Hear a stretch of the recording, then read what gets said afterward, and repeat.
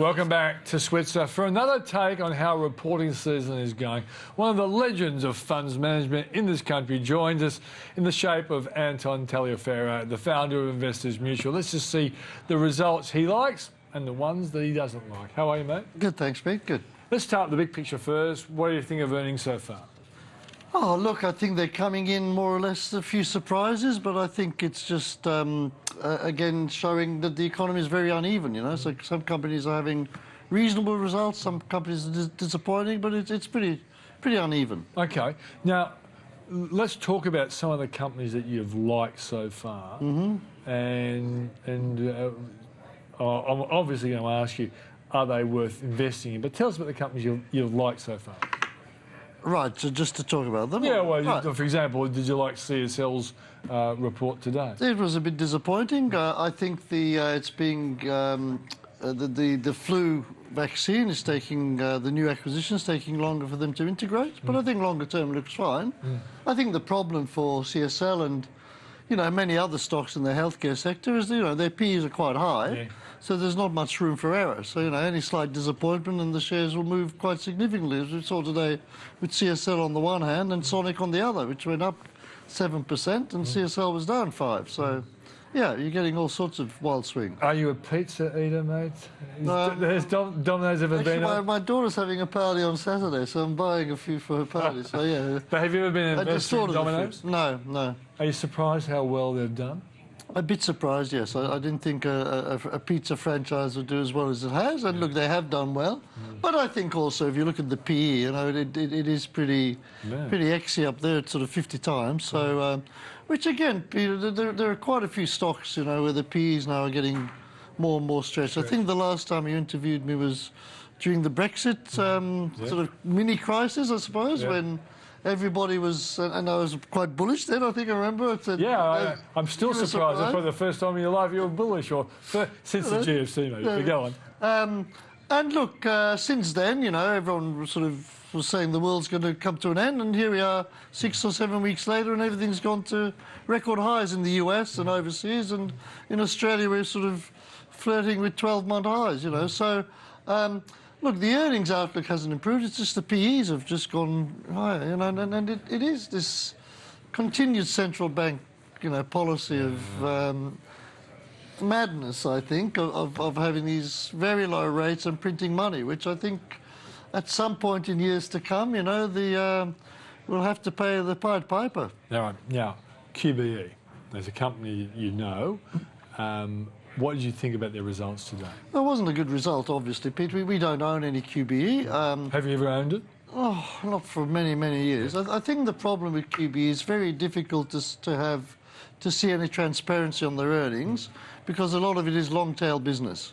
And you never know what the provisioning is like, whatever. So we prefer the sort of Suncorps and IAGs because they're short-tail business, you know, there's short-tail insurance. So no, QBE is not one we'd be rushing into it in a hurry, even despite the share price. Now, one of the points that John Neal made to me, I had him on the program, I interviewed him earlier today, was that the tough part for them is that interest rates just remain low. Yep. So if the Americans eventually raise interest rates, probably in December if they do, is that going to be the turning point for companies like that are dependent on interest rates for a lot of their investment income? Oh, it'll help them, I think, a little bit. Again, we're talking about 0.25% rise in US rates at this stage. I think they're more dependent on the bond rate, actually, not the short rate. But look, it'll help them at the margin. But I think the problem with QBE is many of the areas they operate in, there's overcapacity. There's too many people supplying, you know, commercial insurance, etc. And that tends to be quite a commodity, really. So if there's too much supply, you know, you get the suppliers like QBE make less money. And all the corporations of the world are costing out, so they're all looking for deals and things like that. How much cash are you holding now? In the QVE portfolio, around 20% now. I think we're raising it a little bit. In our other portfolios, our large cap portfolios, around 10%. So, which is our maximum, by the way. So, look, it's very difficult to find value. As you know, I'm a value guy. Yeah, of course. And I don't think there's many cheap stocks at the moment. But is part of the unusual issue that you're dealing with is that you've never lived in an interest rate environment like this in your entire life, and therefore PEs are going to be high, because once upon a time we compared PEs to the alternative interest rates out there, either on bonds or term deposits. They're so low, PEs can be higher, can't they? Is that a fair Yes, yes, and I remember people using that argument in Japan for many years as well, that rates were zero, so the Nikkei could sit at 43,000. So, sure, look... Gee, that's a nasty fact to bring out. No, but I'm just saying, so sure, lower interest rates support asset prices, Pete, but I think we have this... I think it's verging on the insane now in terms of what central banks are doing, where they're cutting rates. I mean, did we really need to cut rates in Australia again? You know, are things that bad where rates had to be cut? So, I think the currency's worrying the Reserve Bank. Well, everybody's trying to get their currency lower, though, so it's not working, right? So you've got this crazy situation where, you know, central banks are cutting rates to extremely low levels. There's no crisis. Unemployment in places like the US and Australia is quite low. And you've got these very low rates, and on top of that, other places in the world like Japan, the UK are printing money. So, you know, the world's awash with money, which is feeding on asset prices. So I think it's a time for caution. You know, I really think. All right. So caution. You know, we will see more volatility in the next 6 to 12 months, and that would be a better time, I think, to be buying. Do you think there's going to be a pullback along the way, which would be another buying opportunity? No, I think, look, again, Pete, I can't tell you why or what, but my gut, you know, and I've been around for a while, it tells me, yes, we have to have a pullback because, you know, valuations have been, you know, they have jumped. If you, as I said, if you look only the last 6 to 7 weeks, I think the market's up 10 or 12%.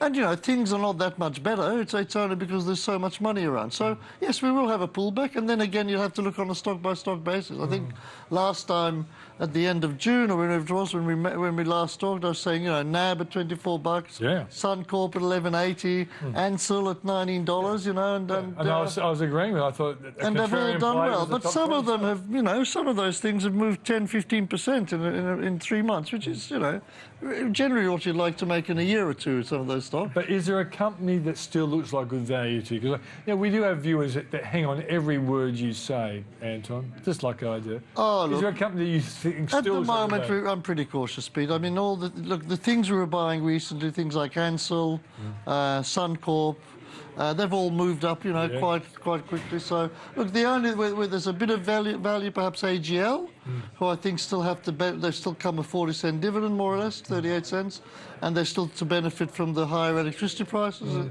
in the next couple of years. They've been clobbered lately, AGL, haven't they? Sorry? They've been clobbered. Yeah, again, they went up sharply. They've come back, and you know, look. And but you like their story. It's okay. I think the you know, electricity prices are going up, and they'll benefit from that as a major retailer and generator of electricity. They will benefit the next couple of years. So, yeah, I think they're okay. Okay, my last... In an expensive market. My second last point here is a lot of people are just paying dividends, and is this still a reasonable thing to do to chase good quality companies that have a history of paying dividends? Nothing wrong with holding good quality shares paying dividends. I wouldn't chase them, though, Pete. I think, you know, that's the problem, is you get these sort of almost panic buying of stocks that pay a yield, and then we get a crisis, whether it's Greece or Britain, or people tremble about the Fed. Donald Trump, people worried about the Fed putting up rates, and you'll see these, you know, these corrections. So, and that's the time, I think, because as we've said before, you know, the world is in this slow growth phase.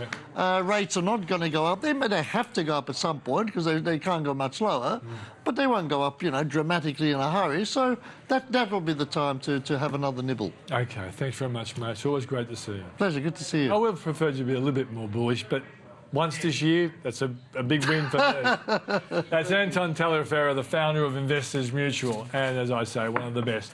Thanks for joining me on the show. Tomorrow night, we'll have another procession of great CEOs. Hope you can join me. So...